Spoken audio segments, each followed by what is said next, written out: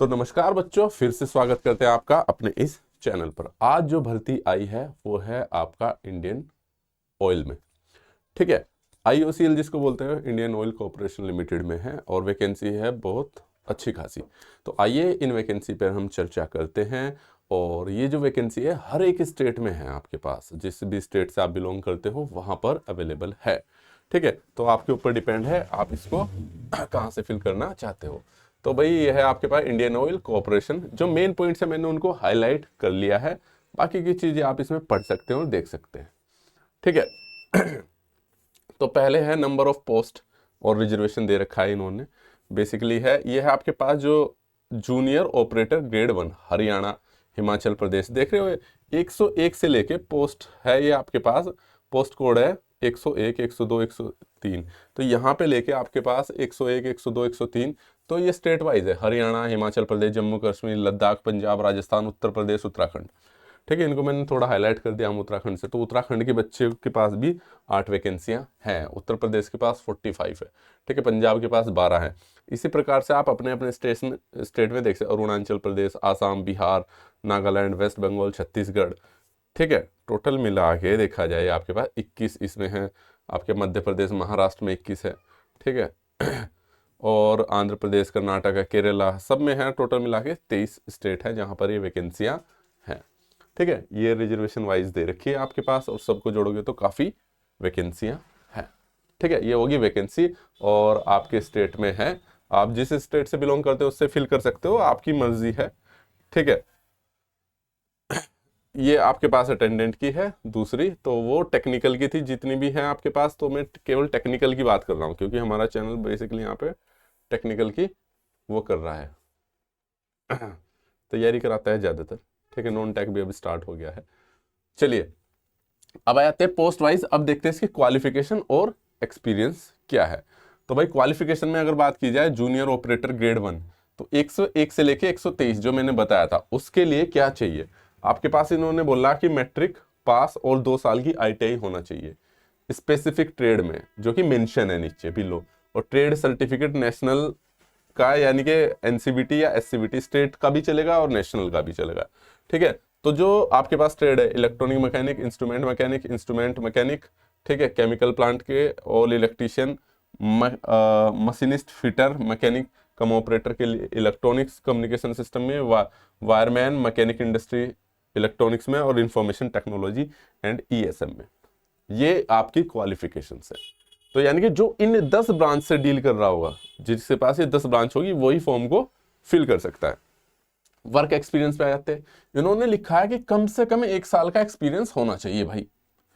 ठीक है, और किसका होना चाहिए, फैक्ट्री का होना चाहिए, मैन्युफैक्चरिंग ऑर्गेनाइजेशन का होना चाहिए, और apprentice training under the apprentice act after 2 year regular course of ITI will be consider as a experience. ठीक है, subject to the production of the national apprentice. तो कहने का मतलब ये हो गया आपके पास कि अगर आपने ITI किया 2 साल का, उसके बाद अप्रेंटिस की है, तो उसके बाद भी अप्रेंटिस को भी ये एज ए एक्सपीरियंस काउंट करेंगे। क्लियर है, तो जिन्होंने अप्रेंटिस कर रखी है और वो कर रखा है ITI, उसके लिए ये बेहतरीन वो है आपके पास। जूनियर अटेंडेंट के लिए अगर आप बात की जाए, 201 से 204 पोस्ट के लिए, इसमें इन्होंने 12th मांग रखी है। मिनिमम 40% ठीक है होने चाहिए आपके पास। इन केस ऑफ क्या है क्या बोलते हैं, मिनिमम 40% है। और PWBD के लिए एज पर रिलैक्स स्टैंडर्ड। ठीक है, वर्क एक्सपीरियंस उसमें मैंडेटरी नहीं है। क्लियर है,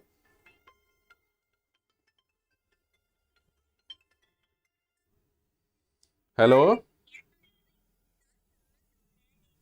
हेलो, सो रही हो? अभी क्लास ले रहा हूँ मैं, फ्री होकर करूँ।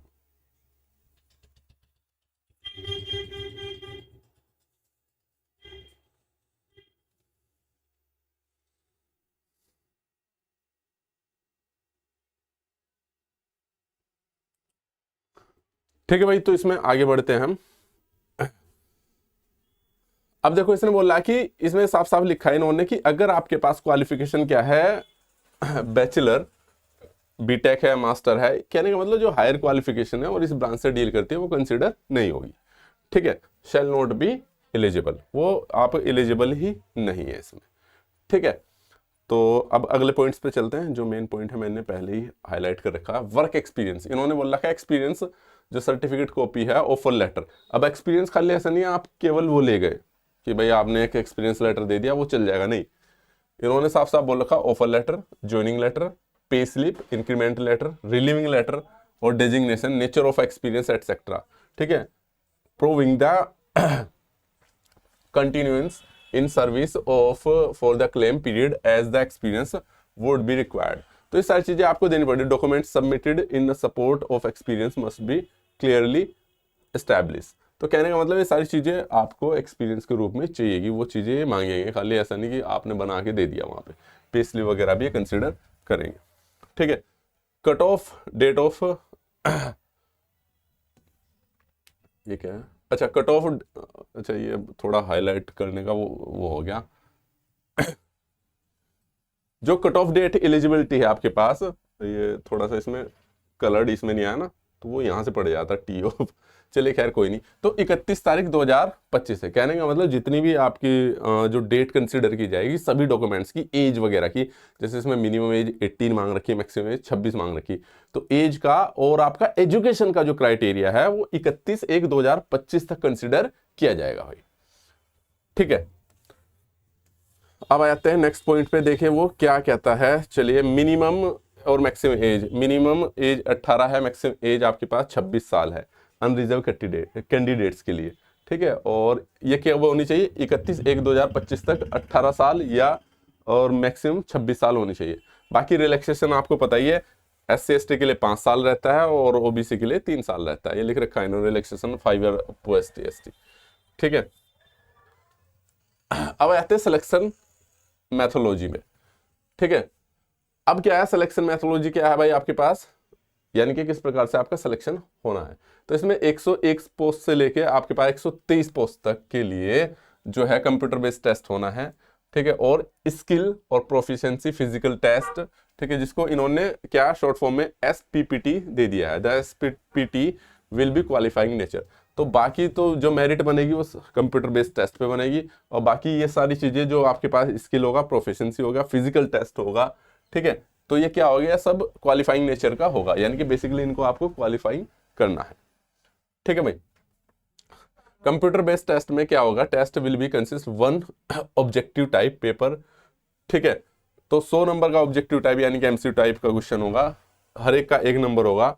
ठीक है, और कंप्लीटिंग द CBT 120 मिनट का टाइम होगा उसमें डिटेल्स में। ठीक है, तो कहने का मतलब 100 नंबर का पेपर है, 120 मिनट 2 घंटे का टाइम आपको मिलेगा। क्लियर है। क्वेश्चन पेपर जो रहेंगे आपके पास एक से, तो इसमें क्या क्या सेक्शन रहेगा देख लीजिए। Parameters, section A professional knowledge, यानी कि जिस ब्रांच से आप डील कर रहे हो, इलेक्ट्रीशियन है तो इलेक्ट्रीशियन आएगा, फिटर तो फिटर आएगा। ठीक है, और general science K slash 50 number के। ठीक है, और 50 नंबर का आएगा आपके पास न्यूमेरिकल एबिलिटी 20 नंबर की, रीजनिंग 20 नंबर की, और जनरल अवेयरनेस आएगी आपके पास 10 नंबर की। 20 20 40 और 10 50, और 50 ये आएगी आपके पास भाई क्या, इसमें से प्रोफेशनल नॉलेज और जनरल साइंस। क्लियर है। ठीक है, तो ये हो गया आपके पास भाई। आपको पता चलेगा पेपर का पैटर्न 100 नंबर का आएगा और वो सिलेबस दे दिया। बेसिकली एप्टी, रीजनिंग और टेक्निकल ये आएगा आपके पास। क्लियर है भाई। हर एक कैंडिडेट को, ठीक है, will have to secure minimum 35 sectional cut off marks in both section A. ठीक है, और भाई इन्होंने कहा कि भाई आपके पास दोनों सेक्शन में ना, इस वाले में भी और सेक्शन बी में भी आपके पास 35% होने चाहिए, और ओवरऑल कट ऑफ आपके पास CBT की जो 40% होनी चाहिए। यानी कि मिनिमम तो 35% होने चाहिए, और लेकिन ओवरऑल 40% से ज़्यादा होने चाहिए।